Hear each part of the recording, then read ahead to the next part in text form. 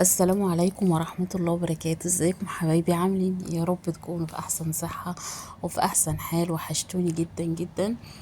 النهاردة جاية لكم بفيديو جميل. هنعمل كيكة المانجا الجميلة. نستغل بقى الفرصة ونعمل كيكة المانجا بالطريقة الجميلة دي، طريقة سهلة وبسيطة كمان. مش هتبقى معقدة. انا هقول لكم على اسهل حاجة تعملوا بيها كيكة المانجا.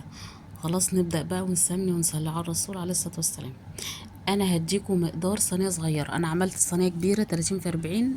طبعا انا هديكم مقدار صينية صغيرة مربعة، وتقدروا ان انتوا او ممكن حتى مدورة يعني، وممكن ان انتوا بقى تكتروا زي ما انتوا عايزين.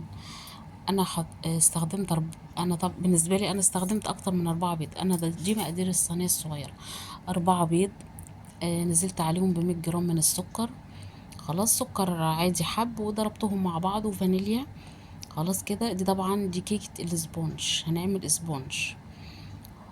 وهنحط معلقة صغيرة من محسن الجيلي اللي انتوا شفتوه ده، نزلت بيه بعد ما ضربت البيض بالسكر شوية. هنزل معايا ب100 جرام من الدقيق، عليهم 25 جرام من النشا، عليهم كمان نص معلقة صغيرة بيكنج باودر.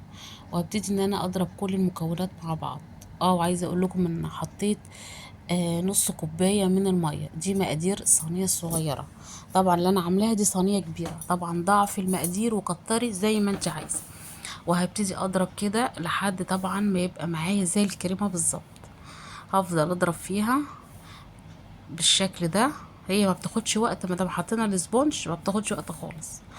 وهجيب الصينية بتاعتي طبعا مدهونة زيت، وحطلها دقيق زي ما انتوا شايفين، عشان طبعا ما تلزقش. لو ورق زبدة مفيش مشكلة، احط لها ورق زبدة. وابتدي افردها بقى بالشكل ده، وادخلها على درجة حرارة 250. مش هتاخد معايا 7 دقايق هتكون استوت. على الرف اللي في النص مش هتاخد وقت خالص، لانها طبعا مش عالية. طبعا طلعتها وبردت. رحت شلت الطبقة اللي فوق اللي انتوا عارفينها بتاعت وش الكيكة، وشلتها خالص. وجبت كوباية من اللبن، عليها معلقتين من السكر او معلقة، وابتديت ان انا ارشرش كده. طبعا ممكن تزودي لبن لو انت عايزاها طرية اكتر، حطي مع كوبايتين 3 براحتك. خلاص كده. انا حطيت لها الكوبايه اللي انتوا شفتوها دي، وعليها معلقتين من السكر، وسبتها بقى. وبعدين هبتدي اعمل الكريمه.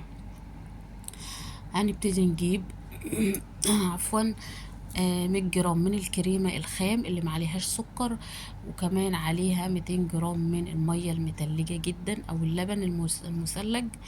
خلاص كده. وابتدي ان انا اضربها. معلقة من السكر واحدة كفاية، بودرة سكر بودرة. خلاص كده. طبعا انا مش عايزاها تكون مسكرة قوي، لان طبعا الحاجة المسكرة دي بتجزع النفس. انا عايزاها تبقى وسط. وابتدي ان انا اعملها. وجبت بقى الكيكه، وابتديت ان انا ازينها بالكريمه زي ما انتوا شايفين كده. زينتها طبعا. يا دوبك الكريمه كانت على القد بالظبط. وتقدري تزودي كميه الكريمه زي ما يعجبك طبعا، دي حاجه ترجع لك.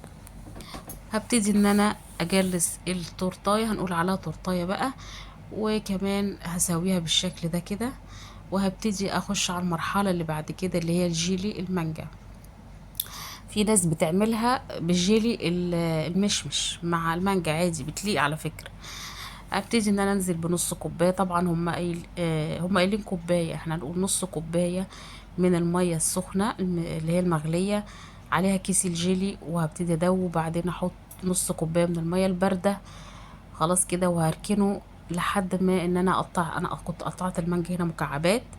دي مانجا نعوم يا جماعه، وطبعا بتبقى سهله في التقطيع جدا ما دام المانجا جامده وماسكه نفسها. وابتدي اوزعها بالشكل ده في الصينيه مكعبات. وهنزل عليها طبعا. انا عايزه اقول لكم ان انا دخلت الكيكه التلاجة، يعني كل ما حطيت لها الكريمه دخلتها التلاجة.